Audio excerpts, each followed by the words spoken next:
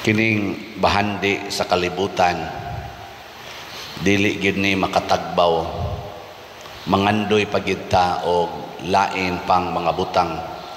Bisan pag maangko nato ang tanan nga bahandi sa kalibutan og tanang gahom sa kalibutan, ang tanang nindot sa kalibutan, di kita matagbaw, nanginahanglan kita lain nga mas nindot pa. Nga nga atong gitan-aw mao ang langit. Gilingya imong tupad na tagbaw kas imong kinabuhi ron. Kamong mga asawa, tagbaw ra mo nga mao na inyong bana. O ana mo magsigig yaw-yaw. Kamong mga bana, tagbaw ra mo nga mao na inyong asawa. Kamong mga way bana, tagbaw ra mong mao na ginay inyong kinabuhi. Tagbaw ra mo anang inyong naong. O sige pagin mo gritoke. Mao na di makatagbaw ang kalibutan. Mao na dinhi nakita na sa usa ka tawo nga dato kayo, miluhod gid siya sa atubangan ni Hesus, kay nakita man niya nga si Hesus way bahandi pero mura mag-relax kaayo. Si Hesus ug ang iyang mga tinun-an way balay pero malipayon man kaayo, relax man. Motong nidagan siya, niluhod siya, niingon siya, maayong magtutudlo unsa may akong buhaton aron maangko nako ang bahandi sa langit. Ang gusto sad ni Hesus, ingon siya, sayon ra ba na biyain ning tanan nga nias kalibutan, kay dili pwede sagolon ang bahandi sa kalibutan, isagol nimo sa bahandi sa langit. Di pwede. Biyae gid ng pangkalibutan, maangko nimo ang langit nung bahandi. Magsigi gani tag higugma aning mga butang sa kalibutan, labi na ng kwarta, dungog, gahom sa kalibutan, di kita kasinati og langit nung kalipay. Gi laing lingi sa imong tupad, ing naandam na kang mubiya. Andam kang mubiya. Di na magani hapit matog kay sige gyud pangwartab, sige gyud. Din amang gani hapit mo pahuway kay bulag gyud, trabaho gyud, tigom gyud. Misa gyud, dupa-dupay. Kulikta gyud. Bisa gisubawan, love, misa gyud. Depende. Kaya ang mga santos sama sa mga apostoles, sama sa mga munghi, mga mungha, apil na ni San Vicente Ferrer, nagsige magito silang trabaho, adlaw o gabi, trabaho gid sila. Pero wa gyud sila mangandoy pagtigom og kwarta. Ang ila ra jung gipangandoy ang kaluwasan sa kalag, ilang kalag o kalag sa ilang isig katao. Muna ang kwarta di ay makaluwas basta ipanghatag nato ngadtos mga kabus. Muna ang gitudlo ni Kristo dire, ibaligya tong tanan nimong katigayunan ug ang halin ihatag ngadtos mga kabus. Maunay makapalangit, maunay tinubdan sa kalipay. Muna sila St. Francis of Assisi, Mother Teresa of Calcutta, sila San Roque, ug uban pang mga santos nagsigig himo ani, literally ilaging gibiyaan ang tanan niya. Nalipay sila wa ambot lang ay nagdungan tagkatao nila, basta gibutang sila nga murag santo, gideklarar sila nga santos, modelo sa atong simbahan. Kay naa may history sa ilang kinabuhi. Ilhan man animong taong malipayon, kay ngano man maghatag sila kalipay ngadto sa uban. Kani man kung kalipay nato nga naa sa atong kasing-kasing, di gina tuyoon mo takod gina sa uban. Kung ang nasa sa imong kasing-kasing, ang imong pagkaratulon, ang imong pagka kaning kasubo, ang imong kahingawa, kahadlok, mutakod sa na ngadtos imong isig katao. Di ginatuyoon, automatic na.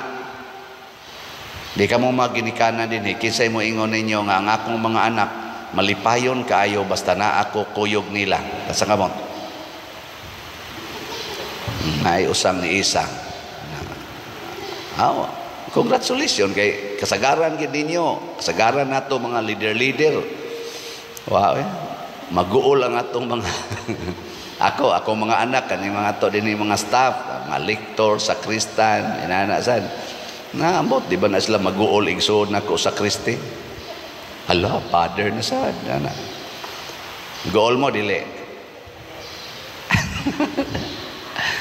Na pasabot do na pay kuwang. Unsaon man ni nato? Matod pa diri sa atong unang pagbasa, kining mga pag-antos nga ato karong nasinati ato ning dawaton kay ang bungas pag-antos mao ang kalipay. Makadawat tag kalipay nga langitnon basta mo antos ta. Tanang nahimo na nakong kanang kuan kanang ipanudlo kanang triple A, ampo, alagad, antos. Importante kayo mahibaw ta ani. Ako mag-antos man gyud ko kanang magtan-aw ko sa mga tao nga suod nako nya mulikay nako. Ako mga pag-umangkon, ako mga igsuon, mga kuan mura bag mahiubos nako ba unsa na sila. Nya mulikay. Sakit ba ya? Mulibak ngako ako mga parishioners nga porti na kong paningkamot untag tinarong nya libak ko na hinuon ko. Sakit ba ya? Makahilak ba ako anak sahay? Kamo ba? Kamo ba diri sa akong side? Sakit man gani o sikog baligyag slat nya wa kayoy mo palit. Sakit Pero ako ginang i-resolve inig higda na ko kagabi hasta ing mata na ko kabuntag tubangan sa Ginoo moingon jud ko okay ra gyud Lord, this cannot change my love for them. Ana maluag dayon kawantay mo ana testingin ninyo kana magyaw-yaw mo sa inyong mga bana kamo mga asawa nya human mupiyong kas imong mata nya moingon dayon ka antosonon gid nako Lord, di na gid nako undangan dawaton gid nakong panuwayng dako ana. Di ba muluag rin na imong bation. Nigsunod yung kita, ganahan na sad ka mo gakos niya. Hindi tinood. Wag yun ay. Wow, lagi na mahitabo. Ingon man ko diri si Kuan, San Pedro. Unsa may ang giingon diri nga